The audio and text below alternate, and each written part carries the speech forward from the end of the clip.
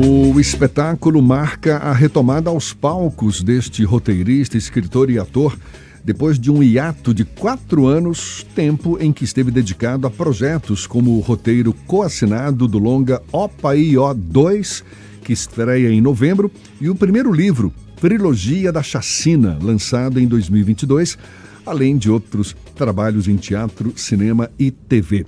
Estamos falando do espetáculo Arcade Versos para Olhar o Tempo e do roteirista, escritor e ator Daniel Arcades, nosso convidado aqui no Isso é Bahia. Muito obrigado por aceitar nosso convite. Parabéns desde já por esse novo espetáculo e seja bem-vindo. Bom dia, Daniel. Opa, bom dia Jefferson, bom dia Ernesto, bom dia a todo mundo que está em casa. Eu que agradeço por esse lugar, por esse espaço para a gente falar de teatro, falar de arte, né, na nossa Bahia. Arcade, que está no nome do espetáculo, é relativo à Arcádia, região da Grécia, ao arcadismo, que foi um movimento literário, também tem a ver com o seu nome, Daniel Arcades.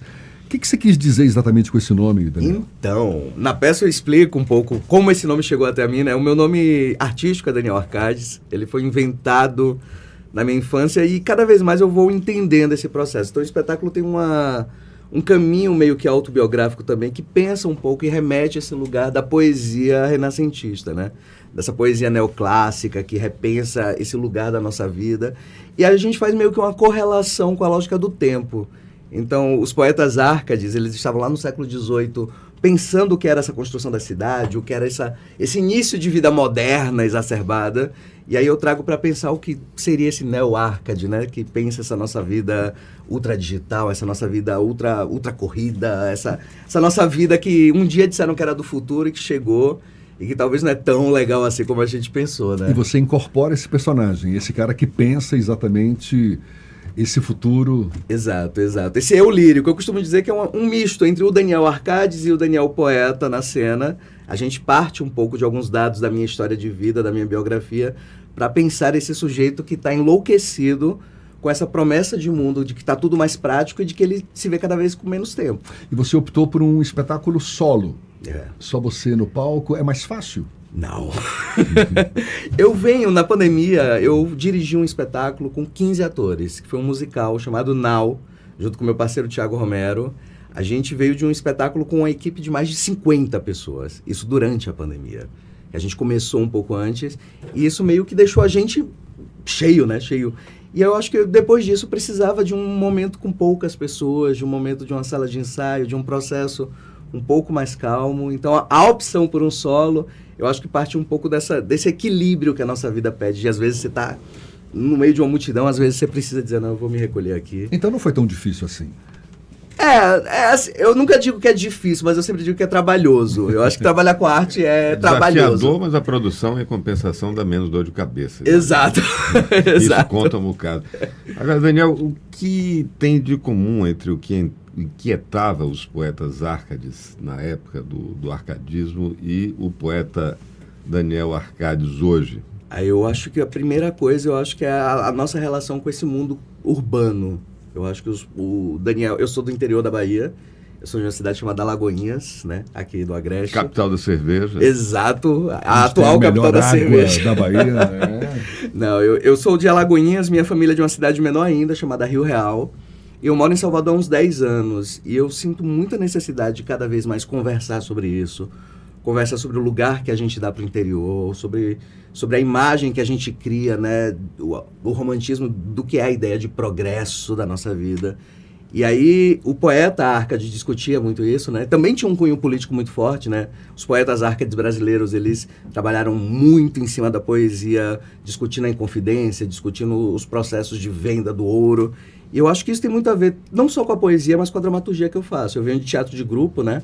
Então eu trabalhei muito com Nata, com o Bando Teatro Olodum, com o Teatro da Queda. Então eu acho que eu procuro até, inclusive... Você já vem de uma vertente que dialoga muito com a realidade onde os roteiristas, os escritores, os artistas estão vivendo. Essas inquietações que você está vivendo hoje. Exatamente. Mas não somente a coisa do tempo, né? Você falou de inquietações sobre a vida urbana, sobre a correria por trabalho, por dinheiro. Exato. Todas essas tensões. E eu acho que essas tensões têm a ver com o nosso modo de equilibrar o tempo, né? Eu acho que hoje... A grande pergunta dessa peça é essa. Como é que eu tenho um banco no meu celular? Como é que eu tenho um carro que pega na minha porta de casa? Como é que eu tenho um aspirador de pó que é robô? E a gente o tempo inteiro só reclama do tempo, né? A gente o tempo inteiro diz, como é que tá? Ai, tô sem tempo. Ai, como é que tá? Tô cheio. E eu acho que isso perpassa por toda a nossa lógica social também. Eu acho que isso perpassa pelos nossos olhares sobre o outro. Isso perpassa pela nossa possibilidade de enxergar um problema que a gente está aqui. Eu estava falando ontem sobre essa questão da guerra, né?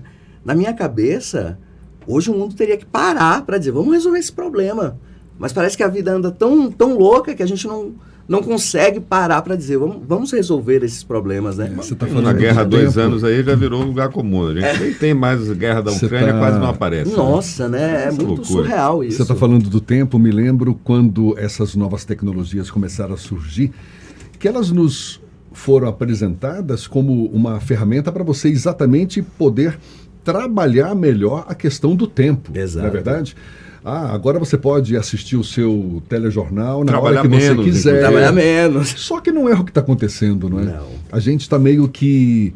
Às vezes a sensação que dá é que a gente hoje está paralisado no tempo. Exato. Não é verdade? Exato. Com a obrigatoriedade de estar online o tempo todo. Exatamente.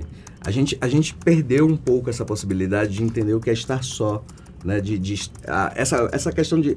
Eu passei 8 meses da minha vida sem WhatsApp. Você conseguiu? Os meus amigos morreram, desculpa meus amigos, mas eu precisava disso, porque eu estava entrando em pânico com essa sensação de que eu estava disponível para o mundo 24 horas. Rapaz, e nunca disponível para mim. Compartilha esse segredo, porque ficar 8 meses sem WhatsApp... As pessoas ficaram enlouquecidas, mas eu falei, eu preciso disso, porque eu tô com a sensação de que eu não consigo dar atenção a mim. E é isso, parece que o mundo inteiro agora, com essa lógica das facilidades, exigem a sua atenção, né? E a gente acaba... O capital entra nessa lógica da praticidade. Então, quando ele entra, ele te toma também. Então, assim, ao mesmo tempo que tudo é mais prático, eles querem que você fique 24 horas ali dentro. Eles querem que você... Faz parte. Exato. Do chamado capitalismo de vigilância, né? Exato. Como os estudiosos dizem. Agora, como é que a peça vai estrear ainda? A peça estreou no interior da Bahia, o ano Já passado. circulou no interior. Exato. Então você já tem uma experiência de interação, de como é que as pessoas que... Já. Como é que o público Em Salvador recebe é amanhã e quinta. Amanhã não é isso? quinta, exatamente. Exato. Às 20 horas no Teatro César Rio Vermelho. Tô aguardando todo mundo. Maravilha. É muito engraçado. Eu achei que era um espetáculo, primeiro, que ia falar muito sobre a minha geração, né? A geração noventista. Que a gente fala disso no espetáculo. É a primeira geração que viveu no mundo sem internet e no mundo com internet. Mas eu descobri que é um espetáculo que se comunica com todo mundo, porque está todo mundo nesse momento, né? Então as pessoas... É um espetáculo que a gente diz que é uma montanha-russa. A hora o pessoal está rindo junto da nossa miséria. Ora as pessoas estão super emocionadas, mas o público tem se identificado muito e tem saído muito reflexivo sobre o que anda fazendo sobre o seu tempo, né? Como as pessoas têm conduzido o seu dia a dia, como elas se organizam. É um espetáculo que fala sobre olhar para o outro Isso, também. tanto a geração que veio antes da sua, quanto a turma mais jovem consegue fazer essas conexões. Exato. A gente fez uma apresentação em Paulo Afonso para uma turma de EJA, com pessoas com mais de 60 anos. EJA, para quem não sabe, está nos ouvindo, Educação de Jovens e Adultos. Exatamente.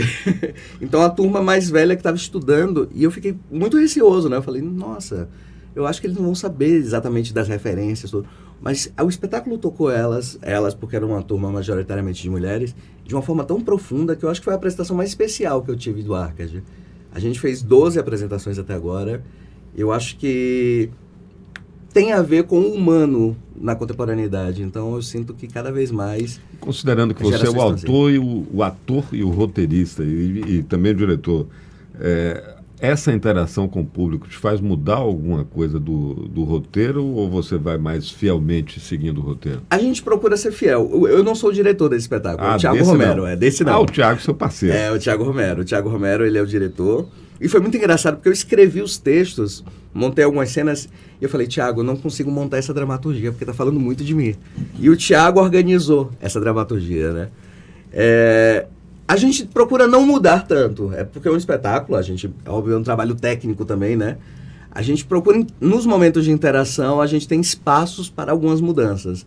Mas o espetáculo, a ideia é que vocês que vão assistir tenham a mesma experiência, uma experiência próxima que a gente preparou para todo mundo. Aproveite a nossa audiência, Daniel, e convide o público. É o espetáculo Arcade Versus para Olhar o Tempo, Estreia amanhã, quarta-feira, aqui em Salvador. Vai ser quarta e quinta no Teatro SESI Rio Vermelho, às 8 da noite. Por favor, Daniel. Exato. Então, pessoal, nós da Dan Território de Criação, que é a produtora desse espetáculo, né, realizadora, está convidando vocês para assistir Arca de Versos para Olhar o Tempo, amanhã e quinta-feira, 25 e 26, às 20 horas, no Teatro SESI Rio Vermelho. Vão lá se emocionar, discutir, conversar, pensar sobre a vida. Os ingressos estão à venda no Simpla já, então quem quiser garantir o ingresso, é só entrar no Simpla e já pegar lá. O ingresso está R$ 40 inteiro e R$ 20 meia. Estamos aguardando vocês, assim, cheio de amor no coração e com vontade de que a gente caminhe e que a gente faça uma coisa que só o teatro é capaz, que é encontrar seres humanos, é olhar no olho das pessoas e a gente perceber que essa é a melhor interação que a gente pode ter. É isso aí, teatro é super mágico. Está aí feito o convite e o nosso muito obrigado a Daniel Arcades. Sucesso para você nessa nova fase. Conte com a gente. Um abraço, até uma próxima. Obrigado e aguardo vocês lá. Valeu, obrigado. Valeu, gente. Brigadão. Agora 8h46.